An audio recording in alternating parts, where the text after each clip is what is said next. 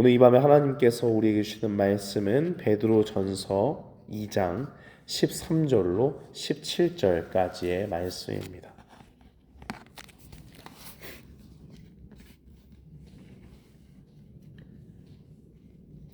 베드로전서 2장 13절로 17절까지의 말씀. 우리 다 찾으신 줄 알고 함께 봉독하겠습니다. 인간의 모든 제도를 주를 위하여 순종하되 혹은 위에 있는 왕이나 혹은 그가 악행하는 자를 징벌하고 선행하는 자를 포상하기 위하여 보낸 총독에게 하라. 곧 선행으로 어리석은 사람들의 무식한 말을 막으시는 것이라. 너희는 자유가 있으나 그 자유로 악을 가리는 데 쓰지 말고 오직 하나님의 종과 같이 하라. 무사람을 공경하며 형제를 사랑하며 하나님을 두려워하며 왕을 존대하라. 아멘. 저는 본문 말씀 베드로전서 2장 13절로 17절 말씀을 통해서 주를 위한 삶이라는 제목으로 주의 말씀을 선포하겠습니다. 우리는 종종 종교개혁이라고 하면 루터나 칼빈이라는 사람을 떠올리죠. 그런데 잘 언급되지 않지만 종교개혁 시기에 중요한 역할을 감당했던 분이 계십니다. 피에르 비레라는 분입니다. 1538년 4월 23일에 스위스 제네바시에서 칼빈과 또 칼빈의 제네바시에서 사역하도록 이끈 윌리엄 파렐이라고 하는 사람은 제네바시에서 추방을 당합니다. 칼빈이 부활절 전날 제네바시의 타락한 모습을 보고서 도저히 성찬을 거행할 수가 없다는 결론을 내리니까 제네바시가 파렐과 칼빈을 추방합니다. 그때 비레는 1541년에 의회가 다시 칼빈을 초청할 수 있도록 설득하는 데 성공합니다. 그들의 초청에 응답하기를 꺼려했던 칼빈을 찾아가서 제네바시의 초청에 응답하도록 설득한 것도 바로 피에르 비레였습니다. 비레는 정부와 교회 사이에서 가교 역할을 하면서 온화와 평화로운 방식으로 종교개혁을 도운 사람이었습니다. 그래서 그를 가리켜서 종교개혁의 천사, 종교개혁의 미소, 평화와 화해의 사도다라고 그렇게 별명으로 사람들이 부르게 되었습니다. 오늘 잘 알려지지 않은 종교개혁자 피에르 비레라는 사람을 소개한 이유는 오늘 본문이 이 세상 가운데 나그네로 사는 우리가 이 세상에서 어떻게 주님의 종으로 살 수 있을까 하는 것을 가리키기 때문입니다.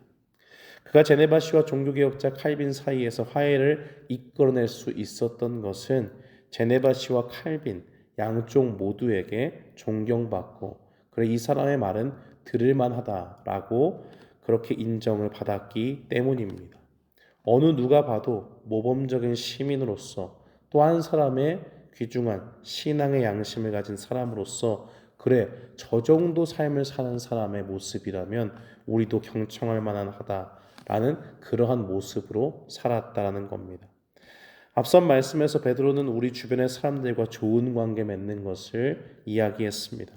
우리는 세상의 거류민과 나그네로 살아갑니다.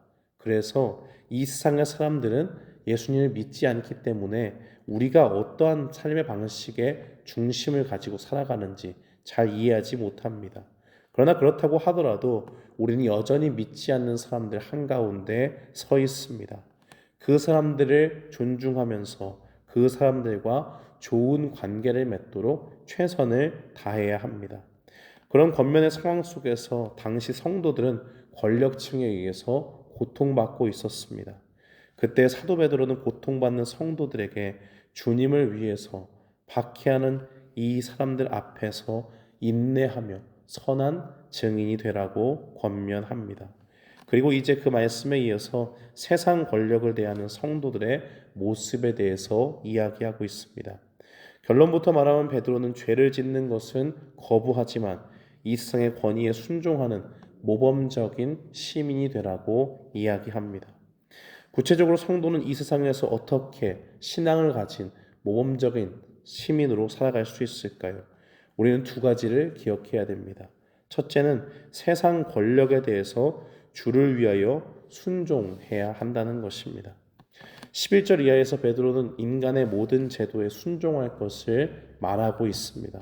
그리고 그에 대한 예로 왕이나 총독과 같은 권세자들을 들고 있습니다. 순종하라는 명령은 우리를 다스리는 위정자들에 대해서 순종하라는 것입니다. 우리는 왜 우리를 다스리는 사람들에게 순종해야 될까요? 로마서 13장 1절은 이 질문에 명확하게 답변을 줍니다. 사람은 위에 있는 권세들에게 복종하라. 권세는 하나님으로부터 나지 않음이 없나니 모든 권세는 다 하나님께서 정하신 바라. 하나님께서는 우리를 다스리는 집권자들을 정하셨습니다. 우리는 누가 될지 알지 모르지만 하나님은 그의 크신 계획 가운데 이미 모든 계획을 다 세워놓고 그들을 세우셨다는 겁니다. 그리고 주님의 크신 계획 가운데 세워진 그들을 통해서 우리가 이 땅의 삶을 살아가도록 하셨습니다. 그런 상황에서 우리가 할 것은 그들에게 반기를 드는 것이 아닙니다. 오히려 그들이 주님의 긍휼을 품고 하나님의 뜻대로 나라를 다스리도록 기도하는 것입니다. 당시의 그리스도인들을 핍박했던 네로의 황제 통치 아래서 사람들은 많이 죽임을 당했습니다. 이 세상 사람들, 믿지 않는 사람들 가운데서 믿는 성도들은 조롱을 당하고 핍박을 당하고 박해를 당했습니다. 다른 성도가 죽임을 당하는 일을 겪을지도 모르는 그러한 상황 가운데서 베드로의 전서의 말씀은 우리에게 위로보다는 두려운 일을 강요하는 것처럼 느껴지기도 합니다. 그러나 그렇게 말하는 데는 다 이유가 있습니다. 당시에 많은 사람들이 예수님을 믿는 성도들에 대해서 오해하고 있었기 때문입니다. 로마의 통치 아래서 그리스도인들은 그렇게 환영받는 존재는 아니었습니다. 왜냐하면 많은 사람들이 예수님을 믿는 사람들에 대해서 너무나도 무지했기 때문입니다. 로마에서 그리스도인들이 환대받지 못한 이유는 여러 가지가 있습니다. 첫 번째는 그들이 반사회적이라는 이유였습니다. 그리스도인들이 생각보다 복음이 크게 확산되어서 이제 로마의 수도뿐만이 아니라 많은 로마의 전역 가운데 그리스도인들이 마구 생겨나기 시작했습니다. 그래서 로마 제국의 지배자들은 이렇게 급속도로 성장하는 이 그룹을 어떻게 해야 될지 몰라서 굉장히 큰 위협을 느끼게 됩니다. 왜냐하면 그리스도인들은 우상 숭배를 거부하게 되는데 그 거부하는 우상 숭배 속에는 황제 숭배를 거부하는 것도 포함되었기 때문입니다. 로마의 지배자들은 황제를 신으로 숭배하지 않는다라고 하는 것을 로마라는 나라를 부정하는 것으로 또 황제에게 충성하지 않는 잘못된 시민의 모습으로 받아들였습니다. 그래서 황제를 거부하면서 황제 숭배를 거부하면서 황제에게 충성도 하지 않는 반국가적이고 사회적인 집단이 그리스도인이라고 생각한 것입니다. 게다가 그들은 황제 숭배를 거부하면서 예수 그리스도가 우리의 왕이다라고 그렇게 늘 이야기합니다. 자신들의 시민권이 로마에 있지 않고 하늘에 있다라고 말합니다. 그리고 주님이 오시는 그날 새로운 왕국을 기다린다고 하니까 도저히 신앙 밖에 있는 사람들, 예수님 밖에 있는 사람들은 이 말이 무슨 말인지 이해할 수가 없는 겁니다. 그래서 이 사람들은 로마라는 국가에 속할 사람들이 아니라 새로운 왕국을 건설하려고 하는 반국가적인 사람들이다라고 그렇게 여겼던 겁니다. 그러므로 기독교는 국가에 항거하는 정치 집단이 아니었음에도 불구하고 많은 사람들이 로마 가운데서 오해하면서 그리스도인들을 박해한 것입니다. 둘째로 사람들이 가지고 있던 그 핍박의 이유는 종교적인 이유입니다. 로마는 신전도 많았고 많은 신들을 인정했습니다. 그리고 그 신들 가운데 가장 높은 신은 태양의 아들 바로 로마 황제였습니다. 그런데 그리스도인들은 유일하신 하나님만을 믿지요. 오직 한 분인 하나님만을 믿고 따른다고 고백하는 사람들이었습니다. 사람들은 황제 숭배를 할 뿐만이 아니라 많은 신들을 섬기고 각종 신전에 나아가기도 했습니다. 천재지변이 일어나고 각종 재난이 있고 또 불행이 겹치고 전쟁에서 패배했다는 소식을 들으면 자신들이 믿는 신전으로 가서 그 신들에게 제물을 바치는 것이 일상이었습니다. 그런데 로마 제국에서 이것이 아무렇지 않게 이루어지는데 그리스도인들은 그런 것을 거부했다는 말입니다. 그렇게 되니까 무슨 일만 터지면 이건 그리스도인들이 우리가 믿는 신들을 섬기지 않음에 따라서 생기는 일이다 라고 모든 화살이 그리스도인들에게로 돌려지는 것입니다. 세 번째는 성찬에 대한 오해였습니다. 기독교인들은 모여서 어린아이들을 제물로 바치고 그 살을 먹는다라고 사람들은 생각했습니다. 그 외에도 밤에 모여서 은밀히 예배하게 되면 그것이 정부의 눈을 피해서 국가의 안전을 위협하는 음모를 꾸미는 것으로 사람들이 오해했습니다. 바로 이런 모든 것들이 기독교가 무엇인지 모르고 성도들을 미워하는 이유가 되었습니다.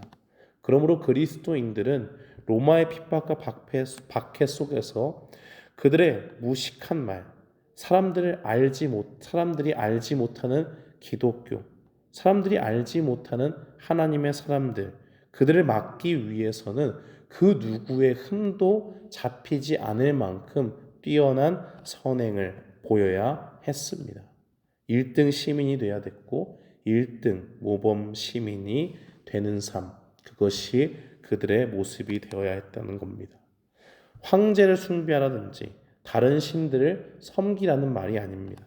오직 하나님을 섬기면서도 다른 모든 면에서 누구보다도 모범적인 국가의 일원이 되어야 한다는 말입니다. 한마디로 예수 그리스도를 믿는 믿음을 가지고 주님의 영광을 가리지 않는 모범 시민으로 사는 것이 바로 그리스도인의 삶이 되어야 했습니다. 우리는 누구도 우리의 행동을 트집 잡아서 주님의 이름을 모독하는 기회를 주어서는 안 됩니다. 우리가 이 땅에 존재하는 권위에 끊임없이 불순종하고 거역하며 산다면 우리에게 귀 기울이는 사람은 아무도 없을 것입니다.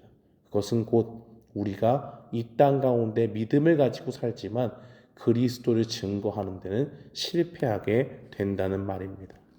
아무도 우리를 존중하지 않고 저 사람은 법도 무시하고 이 세상의 질서를 다 무시하는 사람이다 라고 사람들이 여기기 때문입니다. 다만 우리가 세상의 권세자가 가장 높으신 하나님의 권위에 불순종하도록 요구할 때만 우리는 그것을 거부할 수 있는 권리가 있습니다. 사도들은 이에 대해서 확실한 답을 우리에게 줍니다. 사도행전 5장에서 베드로와 사도들은 예수 그리스도의 이름으로 아무것도 가르치지 말라라고 경고하는 대제사장 앞에서 사람보다 하나님께 순종하는 것이 마땅하다라고 그렇게 증거했습니다. 그러므로 우리에게 우선되는 것은 국가의 권력과 하나님께 충성하는 것이 상충될 때 우리는 하나님께 충성하는 것을 우선순위에 삼아야 됩니다. 그 가운데 하나를 선택해야 된다면 언제나 하나님을 섬기는 것, 주님의 말씀을 지키는 것이 우선되어야 됩니다. 다만 그렇게 했을 때 그 결과로서 주어지는 모든 고난과 핍박은 우리가 당연히 각오하고 나아가야 합니다. 왜냐하면 세상은 예수님을 환영하지 않고 미워하기 때문이요. 바로 그 주님께서 나를 박해하였은즉 이 세상에서 너희도 박해를 당할 것이다 라고 그렇게 말씀하셨기 때문입니다. 그러므로 이 땅을 사는 나그네와 같은 우리는 이 세상의 환대가 우리에게 주어지는 것이 아니라 주님을 더욱더 믿고 주님께 충성하면 충성할수록 우리의 삶 가운데 얼마든지 고난이라는 현실을 우리가 마주할 수 있다는 사실을 기억해야 됩니다. 베드로는 우리가 세상 권세자들에게 순종하는 것의 목적이 무엇이라고 말하고 있을까요? 그것은 순전히 주를 위한 순종이고 주님을 드러내고 하나님을 드러내는 것이 목적이라고 말합니다. 우리가 모범 시민이 된다면 사람들이 우리를 보고 따르게 됩니다. 이것이 우리가 하는 일에 있어서도 적용되는 원리지요. 일터에서 상사에게 순종함으로써 사람들에게 믿을 만하고 정직한 사람이라고 평가를 받는다면 그 사람들이 하는 행실과 그 사람들이 하는 말의 힘은 어마어마하게 됩니다. 그렇게 할 때 주변에 예수님을 믿지 않는 사람들이 그리스도인들을 존경하고 신뢰할 만한 사람으로 여기게 됩니다. 결국 그러한 일들로서 우리는 누구의 이름이 높아지게 하는 것일까요? 우리가 믿는 하나님의 이름이 높아지고 주님께서는 바로 그러한 일들을 통해서 주님의 영광을 받으시는 것입니다. 하나님이 일이 방해받기보다 오히려 저런 사람이 믿는 하나님이라면 나도 한번 믿어보고 싶다 하는 생각이 들게 되는 것입니다. 그러나 반면에 그리스도인들이 이 일터에서, 직장에서 상사에게 반항한다면 어떻게 될까요? 언제나 무례하게 행동하면 어떻게 생각하겠습니까? 그렇게 되면 금세 사람들의 비난의 대상이 되고 맙니다. 이것을 바라보는 불신자들은 우리가 믿는 그 믿음에 의문을 품습니다. 예수님을 믿는 사람이 정말 저렇게 사는 건가? 라고 생각하게 되고, 하나님 믿는 사람이 어떻게 보면 하나님 믿지 않는 사람들보다 나아야 되는데 전혀 그렇지 않은 것 같다라고 그렇게 생각하게 됩니다. 바로 그러한 일들을 통해서 복음을 신뢰할 수 없는 것으로 여기게 되고, 이 땅 가운데 내가 굳이 하나님을 믿어야 될 필요가 있을까라는 생각에 빠지게 되는 것입니다. 베드로가 이 서신을 쓸 때에 유대인들은 그 땅을 정복한 로마에 큰 반감을 가지고 있었습니다. 그들은 끊임없이 로마에 저항했습니다. 유대인으로서 우리는 로마에 충성할 이유가 없다라고 생각했기 때문입니다. 그러나 로마도 유대인들과 그들이 믿는 하나님에 대해서 호의적으로 생각하지 않았습니다. 그저 유대인들은 제압해야 하고 압제해야 하는 반역자이거나 적대적인 민족으로 볼 뿐이었습니다. 그러나 베드로는 그리스도인으로 사는 성도들에게 주님을 위해 로마의 지배 권력에 따를 것을 권면했습니다. 구체적으로 성도는 이 세상에서 어떠한 모범 시민으로 또한 살 수 있을까요? 둘째로 우리는 이 세상에서 하나님의 종으로 살아야 됩니다.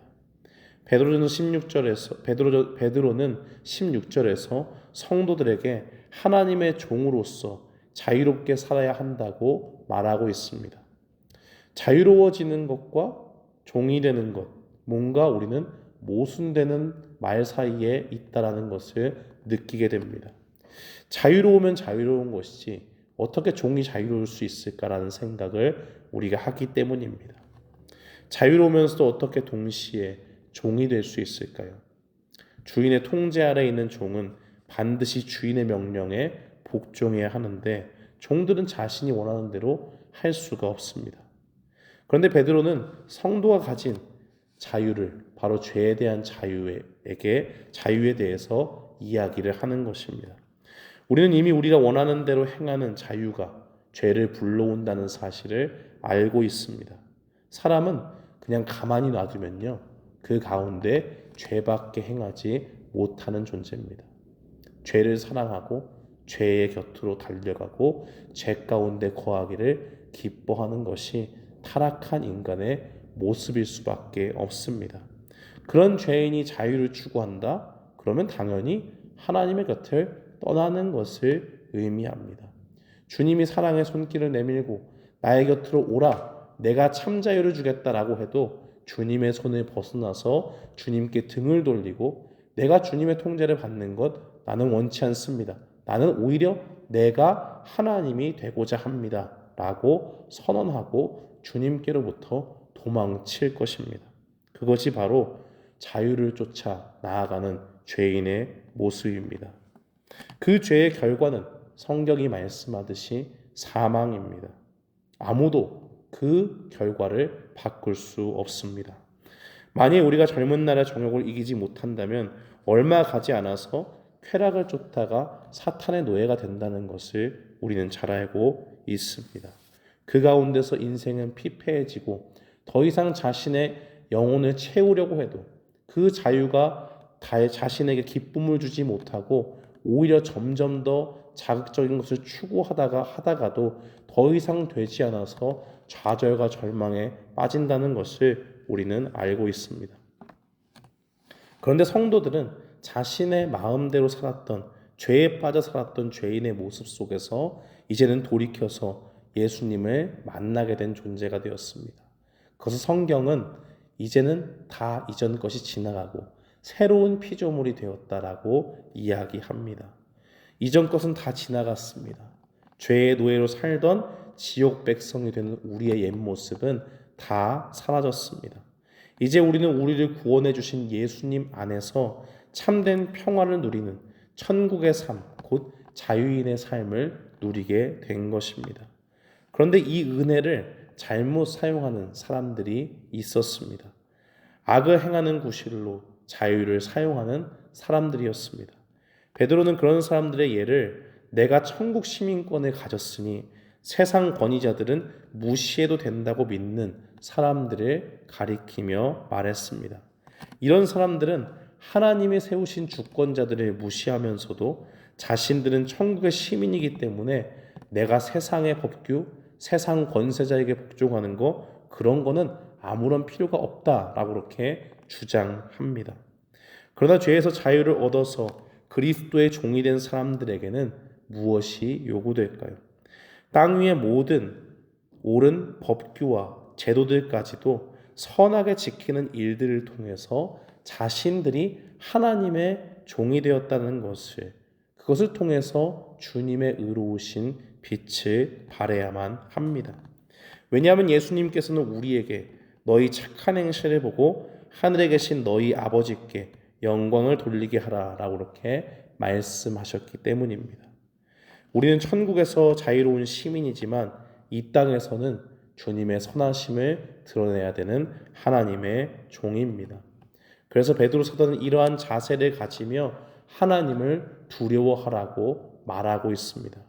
우리가 이 땅에서 사는 모습이 아무렇지 않은 것 같지만 결국 그것을 통해서 하나님의 영광을 높일 수도 있고 나타낼 수도 있고 우리의 잘못된 모습들을 통해서 하나님의 영광이 가리워지고 그것이 사람들로부터 비난과 조롱의 대상이 되는 그러한 일이 우리에게 있을 수 있기 때문입니다.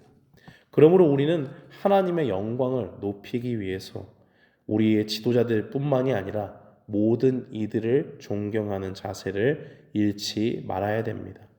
왕을 존대하라고 말하는 것뿐만이 아니라 베드로는 무사람을 공경하며 형제를 사랑해야 할 이유가 여기 있다고 말하고 있습니다. 예수님은 이 땅에서 모든 이들에게 존경을 표하는 삶이 무엇인지를 보여주셨습니다. 예수님은 모두가 피했던 문둥병자들에게도 다가가셨습니다. 모두가 죄인으로 낙인 찍던 세리마태를 찾아가 제자로 삼으셨습니다. 사람들이 죽이려고 했던 가늠한 현장에서 잡힌 여인, 그 여인을 죽음에서 건지기 위해서 너희 중에 죄 없는 자가 돌로 치라 말씀하시고 모든 사람이 다 돌아가자 그에게 다시는 죄를 짓지 말라라고 말씀하시기도 하셨습니다. 사람들이 존경할 만한 사람, 세상에서 존귀한 사람만을 예수님은 찾아가지 않으셨습니다. 오히려 사람들이 손가락질하는